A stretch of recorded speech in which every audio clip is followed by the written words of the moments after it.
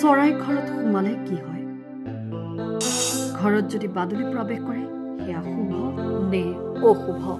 আপুনি প্ৰায়ে দেখিছে যে ঘৰত বহু প্ৰকাৰৰ পোক পৰুৱা, চৰাই চিৰিকটি আৰু জীৱ জন্তু আহে। বাস্তুশাস্ত্ৰত সকলো ধৰণৰ জীৱ জন্তু আৰু চৰাইৰ বিষয়ে বিতং তথ্য দিয়া হৈছে। ঘৰত কিছুমান জীৱ জন্তু আৰু চৰাইৰ আগমন বাস্তুশাস্ত্ৰৰ মতে শুভ বুলি গণ্য কৰা হয়। একে সময়তে কিছুমানক অতি অশুভ বুলি গণ্য কৰা হয়। বহু মানুহৰ ঘৰত বাদুলি প্ৰায়ে প্ৰৱেশ কৰে। ঘৰলৈ বাদুলি অহাটো শুভ নে অশুভ জানো আহক। যদিও বাদুলিক বিশ্বৰ বহু দেশত শুভ বুলি গণ্য কৰা হয় আৰু বিশেষ যত্ন লোৱা হয়, কিন্তু প্ৰাচীন ভাৰতীয় শাস্ত্ৰত বাদুলিক সদায় অশুভ বুলি গণ্য কৰা হয়। প্ৰথমতে বেছিভাগ বাদুলিয়ে নিজৰ বাসস্থান হিচাপে এনে ঠাই বাছি লয় যিবোৰ দীৰ্ঘদিন ধৰি নিৰ্জন আৰু বন্ধ হৈ থাকে।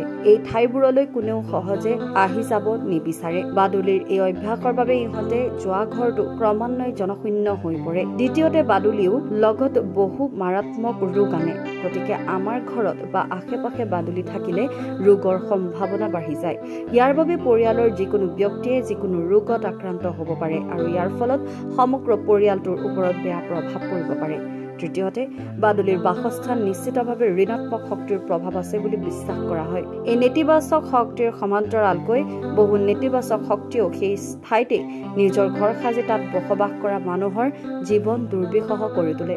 নেতিবাচক শক্তিৰ প্ৰভাৱৰ বাবে বিভিন্ন ধৰণৰ সমস্যাই তেওঁলোকক আগুৰি ধৰে। চতুৰ্থতে, য'ত বাদুলি থাকে তাত সেই ঠাইৰ বাস্তু আৰু ইয়াৰ আশে পাশে থকা অঞ্চলৰ ওপৰতো ইহঁতে নেতিবাচক প্ৰভাৱ পেলায়।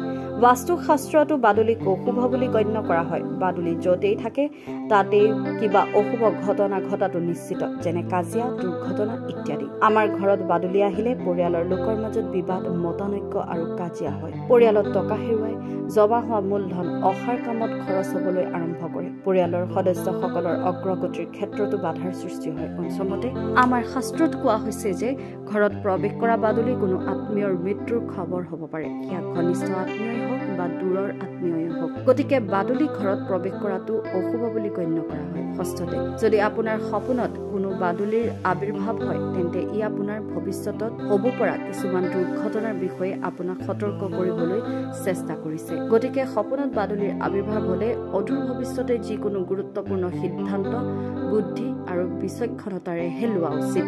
এইদৰে আমাৰ ঘৰলৈ বাদুলি আহিলে এনে চিন পোৱা যায়। সেয়েহে আমি চেষ্টা কৰা উচিত যাতে তেওঁলোক আমাৰ ঘৰত প্ৰৱেশ নকৰাটো। কিন্তু কোনো কাকতালীয়াকৈ বাদুলি ঘৰত প্ৰৱেশ কৰে তেন্তে ইয়াক হত্যা কৰাৰ পৰিৱৰ্তে আমি নিশ্চিত কৰা উচিত যে ইয়াৰ কোনো প্ৰভাৱ যাতে আমাৰ ঘৰখন বা পৰিয়াল বা জীৱনত নপৰে। যিকোনো ধৰণৰ নেতিবাচকতা দূৰ কৰিবলৈ আমাৰ শাস্ত্ৰত কিছু সমাধানো দিয়া হৈছে। ঘৰত বাদুলি প্ৰৱেশ কৰিলে ঋণাত্মক শক্তি নাইকিয়া কৰাৰ বাবে এই ব্যৱস্থা গ্ৰহণ কৰিব পাৰে। আমাৰ ঘৰত গংগাজল কিমান বিশুদ্ধ আৰু পবিত্ৰ আমি সেয়া ভালকৈ জানো। গংগা নদীৰ পানী সদায় ধনাত্মক শক্তি নিৰ্গত হৈ থাকে। আমি যদি ঘৰত গংগা পানী ছটিয়াই দিওঁ তেন্তে যিকোনো ধৰণৰ অশুভ ধ্বংস হ'ব পাৰে। যদি গংগা পানীত তুলসী পাত, হালধি আৰু নিমখ যোগ কৰা হয় তেন্তে গংগা নদীৰ শক্তি আৰু ধনাত্মক শক্তি আৰু অধিক বৃদ্ধি পায়।